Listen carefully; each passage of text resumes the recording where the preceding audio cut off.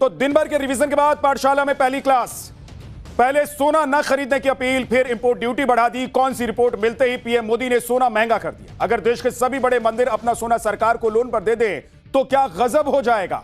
भारत के हर घर में पड़ा है सोना। अगर लोग अपना गैर जरूरी सोना सरकार को ब्याज पर दे दें तो कैसे अमेरिका भी पीछे छूट जाएगा। जिस यूएई में सोने की खदान तक नहीं है, वो देश सोने का दूसरा सबसे बड़ा ट्रेडर कैसे बन गया, चौंकाने वाला चैप्टर आपको बताने वाला। विपक्ष पीएम मोदी के हर फैसले पर सवाल उठा देता है और कई बार तो विपक्ष को रिएक्ट करने में 1 घंटा भी नहीं लगता, जबकि पीएम मोदी के साथ ऐसा नहीं। नरेंद्र मोदी कोई फैसला या अपील करने से पहले उसके बारे में सोचते हैं, समझते हैं, फिर उसके बाद सही वक्त पर फैसला लेते हैं। चाहे उसमें कई घंटे लग जाए, कई दिन लग जाए, कोई फर्क नहीं पड़ता है, लेकिन एक बार सोच समझकर ही मोदी फैसला करते हैं। पीएम मोदी कोई अपील या फैसला करने से पहले उसका कंप्लीट होमवर्क भी करते हैं और जब पीएम को भरोसा हो जाता है कि उनके उस फैसले या अपील से देश का भला होगा, देश के 140 करोड़ जनता का फायदा होगा, तो उसके बाद ही वो उस फैसले पर मुहर लगाते हैं। 11 मई से ही देश की ज्वेलरी इंडस्ट्री में भूचाल आया हुआ है। मोदी विरोधियों के द्वारा ये बातें फैलाई जा रही हैं कि पीएम मोदी ने बिना सोचे समझे ये सोना ना खरीदने की अपील कर दी। कई सराफा संगठन भी कह रहे हैं कि पीएम मोदी को यह अपील करने से पहले कम से कम उनसे तो बात कर लेनी चाहिए थी, क्योंकि ज्वेलरी इंडस्ट्री कोई छोटी मोटी इंडस्ट्री नहीं है। इससे करीब 50 लाख लोगों की रोजी रोटी जुड़ी हुई है। आप समझिए कि पीएम मोदी की अपील के बाद सराफा कारोबारियों के चेहरे उतर गए हैं। बड़े बड़े ज्वेलरी शोरूम के मालिक माथा पकड़कर बैठ गए कि 1 साल तक वो कैसे सरवाइव करेंगे। लेकिन सिक्के का दूसरा पहलू भी है। पीएम मोदी ने जन भागीदारी की जिस उम्मीद के साथ देश के 140 करोड़ लोगों से सोना ना खरीदने की अपील की, उस उम्मीद को कायम रखने के लिए अगर लोग मोदी का साथ देना शुरू करें तो क्या ही गजब हो जाए। आज का ये डिटेल आपको दिखाऊंगा कि कैसे देश की तस्वीर और तकदीर बदल सकती है पीएम मोदी की इस अपील के बाद। हमारे घरों में महिलाओं के करीब 50% जेवर हमेशा तिजोरी में ही बंद रहते हैं और वो तभी निकलते हैं जब शादी ब्याह जैसा कोई खास मौका आता है।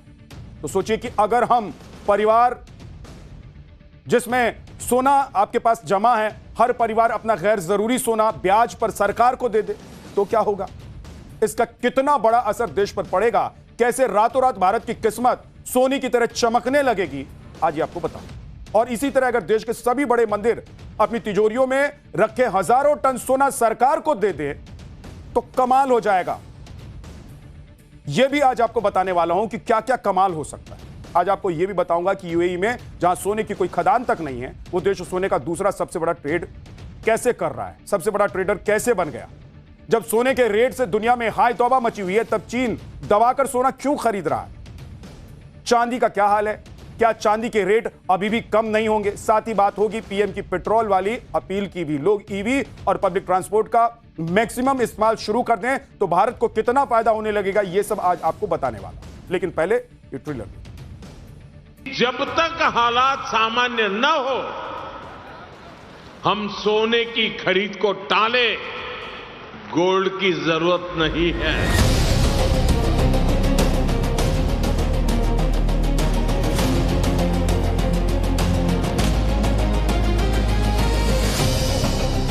जहां संभव हो पेट्रोल डीजल का उपयोग कम करें। 11 मई को पीएम मोदी ने देश की जनता से सोना न खरीदने की अपील की और उसके 2 दिन के बाद यानी कि 13 मई को सोने पर भारी भरकम इंपोर्ट ड्यूटी बढ़ा दी गई ताकि जो सोना पहले से महंगा है वो और महंगा हो जाए। पीएम मोदी ने क्या सोचकर किया, ये आगे आज आपको बताने वाला हूं। लेकिन अभी देखिए कि सोने पर इंपोर्ट ड्यूटी बढ़ते ही सीएमएक्स यानी कि मल्टी कमोडिटी एक्सचेंज में सोने के दाम कहां से कहां पहुंचे। मोदी सरकार ने सोने और चांदी पर इंपोर्ट टैरिफ 6% से बढ़ाकर 15% कर दिया, जिसके बाद सोना चांदी की कीमत और ज्यादा बढ़ गई। मतलब जो सोना 1,50,000 से 1,55,000 के बीच में ट्रेड कर रहा था, उसके भाव तुरंत 1,60,000 प्रति 10 ग्राम पहुंच गए। आज सुबह एमसीएक्स में 10 ग्राम सोने का दाम 1,62,758 रुपए था और 1 किलो चांदी का दाम 2,98,432 रुपए था। यानी मोदी सरकार के इंपोर्ट ड्यूटी बढ़ाने से सोना एक बार में ही करीब 10,000 रुपए महंगा हो गया।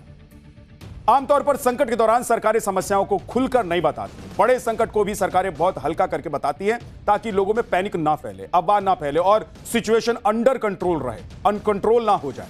लेकिन इस बार पीएम ने किसी संकट की वजह से सोना ना खरीदने की अपील नहीं की है, बल्कि उन्होंने यह अपील एहतियातन की है, यानी कि संकट आने से पहले ही सरकार जन भागीदारी के जरिए उससे निपटने की तैयारी कर रही है। और वो तैयारी है कि विदेशी मुद्रा भंडार को खर्च होने से बचाया जाए, कैसे उसको बचाकर रखा जाए। लेकिन मोदी की अपील का असर क्या हुआ है, यह आपको दिखाता हूं। मीडिया रिपोर्ट्स के मुताबिक बहुत सारे लोगों ने पीएम की अपील का उल्टा मतलब निकाल लिया। लोगों को लगा कि अभी तो पीएम मोदी अपील कर रहे हैं, कहीं बाद में सोने के दाम बढ़ गए या सरकार ने इंपोर्ट ड्यूटी बढ़ा दी तो क्या हो जाएगा। इसलिए देश के कई हिस्सों में सोने की पैनिक बाइंग शुरू होगी। आप देखिए कि मोदी की अपील के बाद पिछले 2 दिनों में ब्राइडल ज्वेलरी की बिक्री में 15% से 20% की तेजी आ गई। जिनके घरों में 4 से 6 महीने बाद शादी होने वाली थी, उन्होंने पैनिक में आकर अभी से गहने खरीदने शुरू कर दिए। मीडिया रिपोर्ट्स के मुताबिक ज्वेलरी के बड़े शोरूम ने 25 लाख से ज्यादा का सोना बेच दिया है, जबकि मिड साइज की ज्वेलरी शॉप्स में 15 लाख से 18 लाख रुपए तक का सोना सेल किया जा चुका है। मुंबई के मशहूर ज्वेलरी बाजार में भी सोने की बिक्री 20% बढ़ गई है। ओवरऑल देखें तो पूरे देश में पिछले 2 महीने में सोने के गहनों की खरीद 20% तक बढ़ गई। मुंबई, दिल्ली, कोलकाता, चेन्नई, बेंगलुरु जैसे जो बड़े शहर हैं, उसमें पैनिक बाइंग देखने को मिली और इस दौरान हैवी ब्राइडल सेट्स की डिमांड सबसे ज्यादा हो गई कि भाई 2 महीने 4 महीने बाद शादी होने वाली है घर में, तो पता नहीं क्या होगा, अभी खरीद के रख लें। क्योंकि परंपरा के हिसाब से और जो सिस्टम कस्टम है, उस कस्टम के हिसाब से आपको मजबूरन वो गहना देना ही पड़ता है। आपको देखना ही पड़ता है कि गहना हम अपने शादी ब्याह समारोह में एक दूसरे को देंगे ही, इसलिए लोगों ने खरीदना शुरू कर दिया अभी से। मतलब लोगों ने पैनिक में आकर सोने के गहने खूब खरीदे, खासकर शादी ब्याह वाले जो परिवार हैं। हालांकि एक्सपर्ट्स का कहना है कि पीएम मोदी की अपील लंबे समय तक मानी गई तो सोने की डिमांड कम हो सकती है। कहा जाता है कि हमारे देश के मंदिरों और घरों में हजारों टन सोना पड़ा हुआ है। वैसे तो यह सोना किसी काम का नहीं है, बस रखा हुआ है। अगर इसका सही इस्तेमाल किया जाए तो क्या हो जाए, वो आपको बताने वाला हूं। पहले देखिए कि हमारे देश के बड़े बड़े मंदिरों और घरों में कुल अनुमानित गोल्ड रिजर्व 50,000 टन है और इन सोने के भंडार का बड़ा हिस्सा भारत की अर्थव्यवस्था से बाहर है, क्योंकि वो उसमें आते ही नहीं, शामिल ही नहीं है। वो सरकारी खजाने में नहीं गिने जाते हैं, वो मंदिर के खजाने में गिने जाते हैं।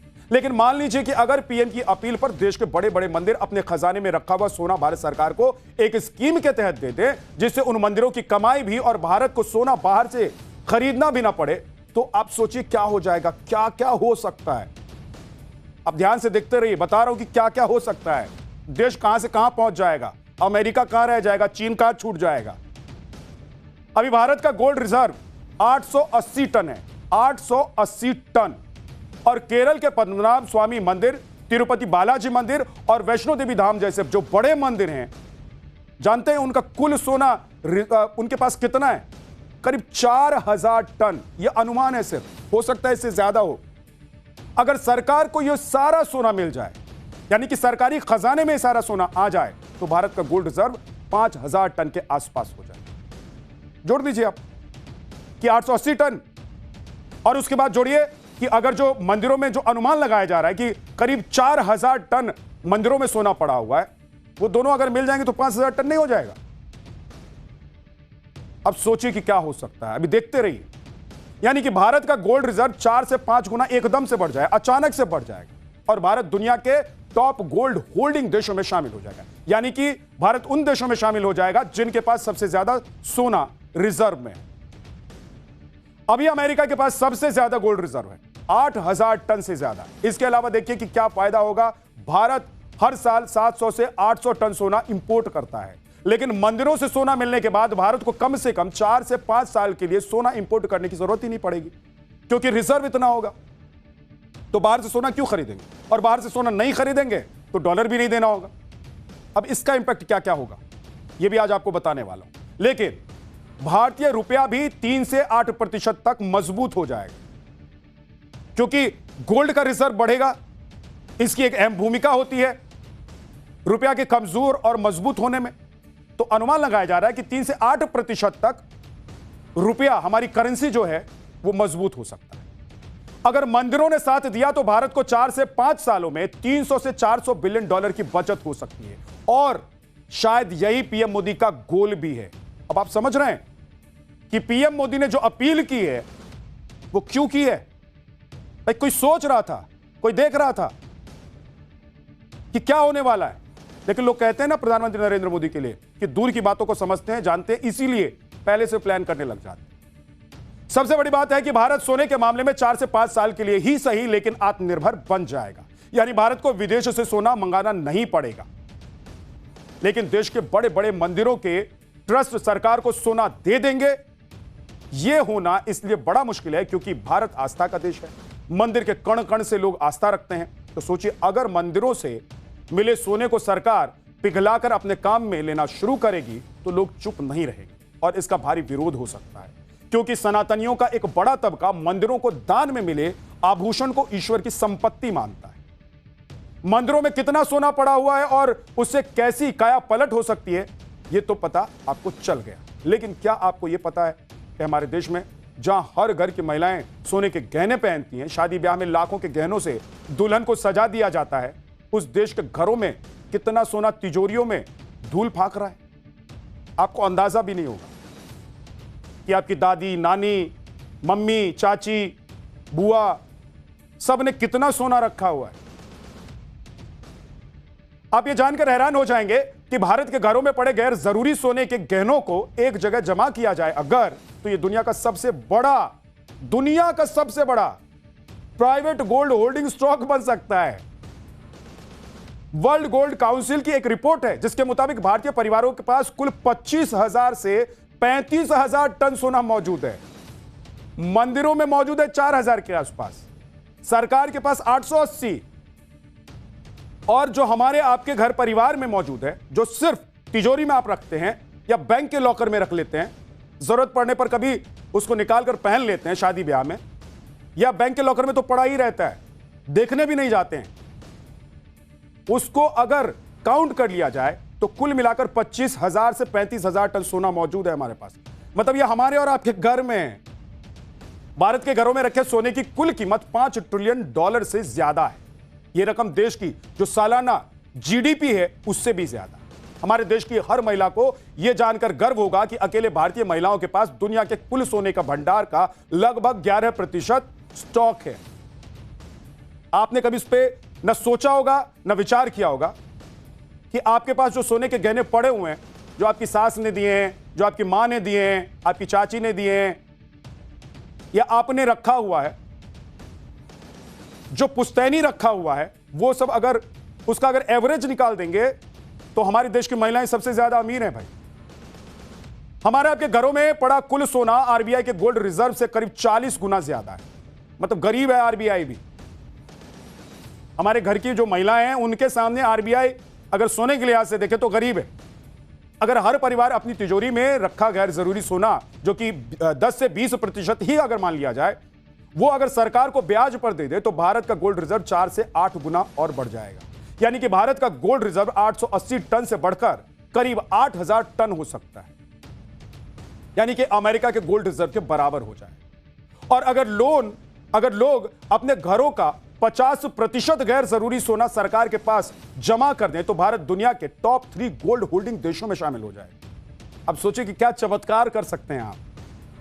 अगर जिस दिन आप चाह लें कि देश को सोने की तरह चमकाना है और आपने कमर बांध ली, तैयारी कर ली और सरकार की इस स्कीम में आप शामिल हो जाते हैं, तो सोचिए कि देश कहां से कहां पहुंच जाए।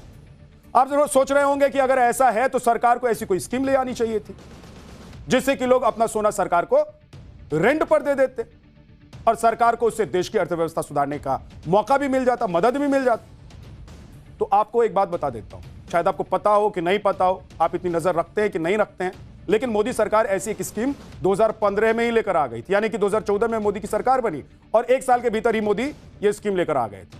आज हम लोग 2026 में खड़े हैं। 11 साल पहले लेकर आई थी सरकार एक स्कीम। सरकार ने GMS यानी कि गोल्ड मोनेटाइजेशन स्कीम लॉन्च की थी, लेकिन लोगों ने इस स्कीम में बहुत दिलचस्पी नहीं दिखाई। आप देखिए कि 2015 से अब तक सिर्फ 39 टन सोना लोगों ने जमा किया है इस स्कीम के तहत। लोगों को यह डर रहता है कि उनके गहने सरकार के पास अगर चले जाएंगे तो वो पिघला सकती है और गहनों के रूप में उनके पुरखों की जो विरासत है वो खत्म हो जाएगी। नहीं रहता है कि दादी कहती है कि नहीं नहीं नहीं नहीं नहीं हम नहीं देंगे, वो हमारी पुतौह होगी उसके लिए रखे हुए हैं, नतनी की जो शादी होगी उसमें देंगे। होता है ना, आपके घर में भी होता होगा। तो उनको डर रहता है कि अगर सोना निकल जाएगा घर से, सरकार के पास जमा कर देंगे तो सरकार क्या कर लेगी क्या पता। और इसी डर को दूर करने के लिए सरकार ने 2025 में इस स्कीम में बदलाव भी कर दिया था भाई, लेकिन फिर भी रिजल्ट वो नहीं मिला जो सरकार चाह रही थी। पीएम मोदी ने लोगों को सोना खरीदने से इसलिए मना किया है क्योंकि भारत को अपनी खपत का 99% सोना विदेशों से खरीदना पड़ता है। यानी आप जो सोना और सोने के गहने खरीदते हैं वो विदेशी सोना ही होता है। उसे पहले सरकार खरीदकर भारत लाती है, फिर ज्वेलरी कंपनियों के जरिए वो आपके घर तक पहुंचती है। और सोना जो आप पहनते हैं वो ज्वेलरी की जो शॉप्स जहां पर आप जाते हैं वो लोग उसको बनाते हैं, मेकिंग चार्ज देते हैं, आपको दे देते हैं, आप घर लेकर चले जाते हैं। फिर सोचते हैं कि अब आपने कभी देखा है कि कभी आपके घर का जो सोना है जरूरत पड़ने पर भी कभी आप निकालते हैं? बहुत ज्यादा जरूरत पड़े मतलब कोई उपाय ही नहीं है, अब घर में खाने के लिए खाना ही नहीं है, इलाज के लिए पैसा ही नहीं है, बेचने के लिए जमीन भी नहीं है, तब जाकर लोग सोना घर से निकालते हैं। नहीं तो सोना पड़ा रहता है, कई पुश्तों का सोना पड़ा हुआ होगा आपके घर में, आपके बच्चों को पता भी नहीं होगा। लेकिन ये देश के लिए कितना फायदेमंद हो सकता है आज आपको बता रहा हूं। भारत अपना सबसे ज्यादा सोना स्विट्जरलैंड से खरीदता है, उसके बाद यूएई से, उसके बाद यूएई जो देश है, इसीलिए आपको बता रहा था मैं कि कैसे दूसरा सबसे बड़ा ट्रेडर हो गया, वो बताऊंगा अभी आपको। लेकिन समझिए कि यूएई से भारत सोना खरीद रहा है, लेकिन यूएई एक ऐसा देश है जहां पर सोने की खदानें ही नहीं है, मतलब वहां कोई ऐसा खदान नहीं है जहां सोना निकल रहा है, फिर भी यह देश सोने की इंटरनेशनल मंडी बना हुआ है, सबसे बड़ा हब बना हुआ है, सबसे बड़ा बाजार बना हुआ है। सोने के कारोबार में यूएई दुनिया का दूसरा सबसे बड़ा फिजिकल गोल्ड ट्रेडिंग हब बना हुआ है, जबकि पहले नंबर पर स्विट्जरलैंड आता है। 2024 में यूएई ने $170 बिलियन के सोने का ट्रेड किया। यूएई मुख्य रूप से रॉ गोल्ड यानी कि कच्चा सोना आयात करता है। इसके बाद यूएई में उस रॉ गोल्ड को रिफाइन करके जेवर बनाए जाते हैं। 2024 में यूएई ने अफ्रीका से सबसे ज्यादा 748 टन सोना आयात किया था और इसी साल यूएई कुल 1392 टन सोना इंपोर्ट करके दुनिया का दूसरा सबसे बड़ा गोल्ड इंपोर्टर भी बन गया। यूएई के सोने का सबसे बड़ा कस्टमर भारत ही है और इसीलिए यूएई के शहर दुबई को सिटी ऑफ गोल्ड भी कहा जाता है। Tax free policy, geography, location, infrastructure और डीएमसीसी की वजह से दुबई आज ग्लोबल गोल्ड का क्रॉस रोड बन गया है।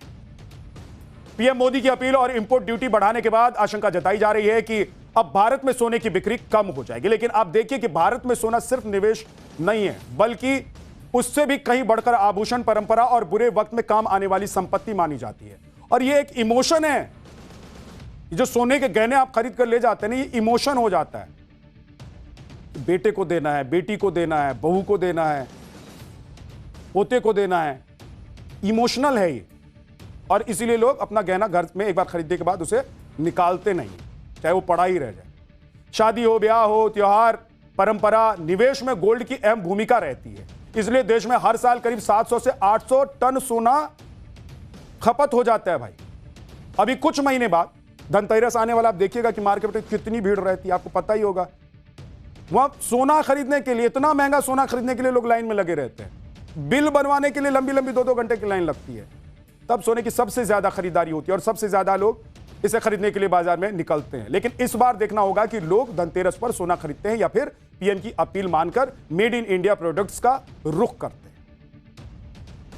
इधर भारत अपना गोल्ड रिजर्व बढ़ाने में जुटा हुआ है। पिछले 3 साल में भारत ने अपना गोल्ड रिजर्व करीब 380 टन बढ़ाया भी है। लेकिन चीन पर सोने की ऐसी सनक सवार हुई है कि आप जानकर हैरान हो जाएंगे कि चीन ने क्या कर लिया है। आप देखिए कि चीन के पास कुल गोल्ड रिजर्व 2305 टन है।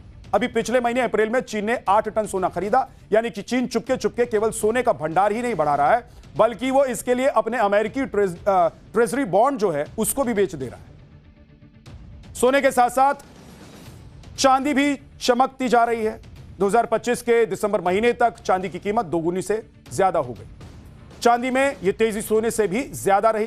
पिछले साल 11 महीने में चांदी ने जो रिटर्न दिया है, सोना पूरे 1 साल में भी नहीं दे पाया।